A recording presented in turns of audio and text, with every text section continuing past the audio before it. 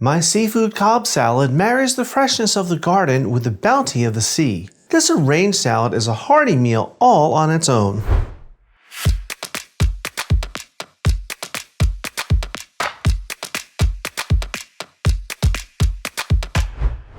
Hi everyone, welcome to today's episode of Let's Celebrate TV.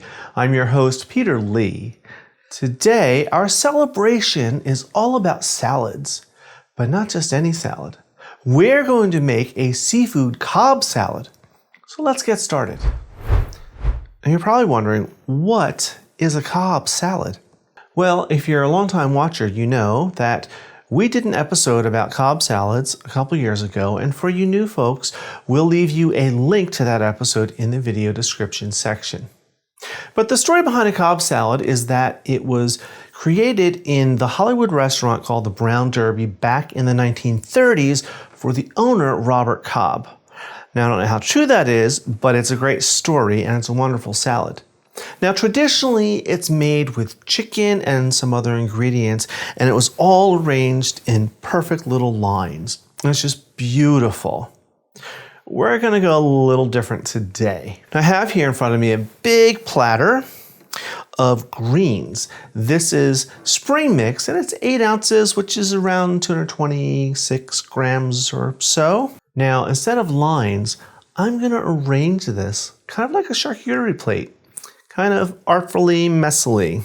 Now this is a seafood Cobb salad, and we're going to start with some tuna. I have here 12 ounces or so, 340 grams of sushi grade tuna. I just seared it. How did I get here? I heated up a pan, screaming hot, a little bit of oil in it, and then I just gave it a quick sear, minute on each side, just to barely cook the outside, so the inside is still nice and rare. And actually, this is a little more than I probably need, but that's okay. So we're going to start placing this down, and we'll fan it out a bit to make it pretty.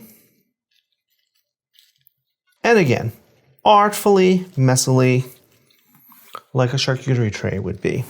Let's give this a little height. Now let's put a little down back in this corner. Why not?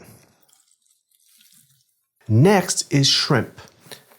I have a nice big bowl here. This weighs out to about 24 ounces or 680 grams of shrimp. Here in America, we measure them by how many per pound. So this is size 31 to 40 per pound. Now I just steamed them. And guess what? We did a basic skills episode on how to steam shrimp, which we'll leave you a link to that in the video descriptions. Just like the tuna, I'm going to haphazardly lay these around. Why not? With my impeccably clean hands.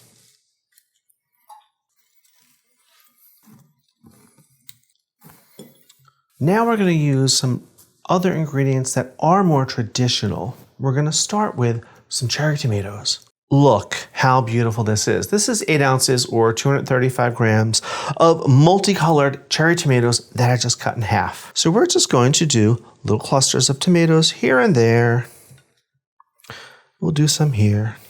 Now this makes a big salad. This is going to feed 4 to 6 people easily. Maybe we'll do some right in the center for all that wonderful color. Now I want to add a little crunch, so I'm going to do that with cucumbers. This is one of the English or seedless cucumbers. It's the kind that are really long and wrapped in plastic, and this is just one that I just roughly diced up in a large dice. Little bits here and there where you might not expect it. Now there is some symmetry here, kind of a little nod to the classic Cobb salad arrangement.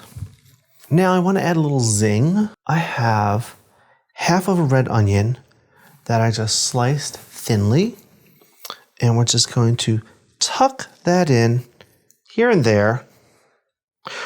I don't want a big pile of onions, but maybe a little bit here and there. Not everyone likes it, but for those that do, they'll have it. Now, one of the best things next, bacon.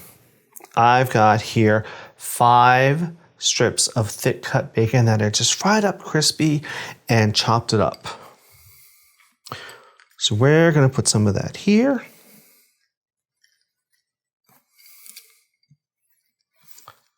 And we're going to put some over here. Kind of fill in these gaps. This is looking pretty good so far. Hard-boiled eggs is next. Here are mine. This is 5 hard-boiled eggs. And all I did was I boiled them, let them cool, peeled them, and quartered them. So we're just going to tuck a few of them wherever I see room, randomly.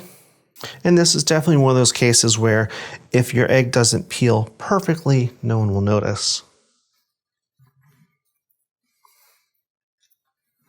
All right, a couple more here and there, and that should be fine. Next up is another really traditional ingredient in Cobb salad, which is blue cheese. This is my other favorite. Now this is 12 ounces or 340 grams of blue cheese.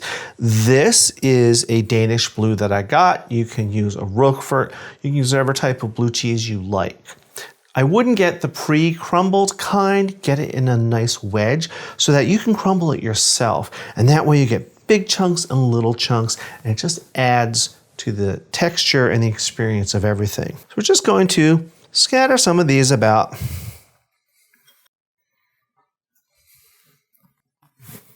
All right, that's looking pretty good. Now we want to dress this salad. A lot of traditional recipes say you have to use a vinaigrette, you have to use this, you have to use that. Use what you like.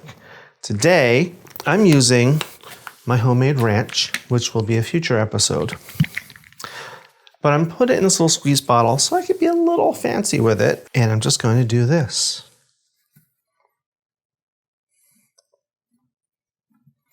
And it doesn't matter if the lines break, if it's not perfect, because look how beautiful that is. Really, that's stunning. Okay, I'm going to clean up and wash my hands, and then we're going to have a tasting. Okay, we are ready for the tasting. So let me just dive in for you and make sure it's as good as it looks. I'm just going to steal a little shrimp right here and a little piece of tuna and get a little dressing on it. There we go. That's great. Maybe a little tomato and some blue cheese. I mean, wow. Oh, look, there's bacon too. What else could you do to it, and how would you serve it? If it were me, and it is tonight, I'm just going to serve this with some nice crusty bread, maybe hit it with a little more black pepper before I serve it to my family. They won't mind that I double dipped. But you could change this however you wanted. You could go in an Asian flavor. You can change the vegetables. You could add, artichoke hearts or green olives, peppers. You could change the proteins out. You could do lobster. You could do chicken or turkey. You could flavor the seafoods in different ways. It's all limited by your imagination. But doing this arrangement, this kind of organic charcuterie, that's the fun part of it. I think I need to wash this down.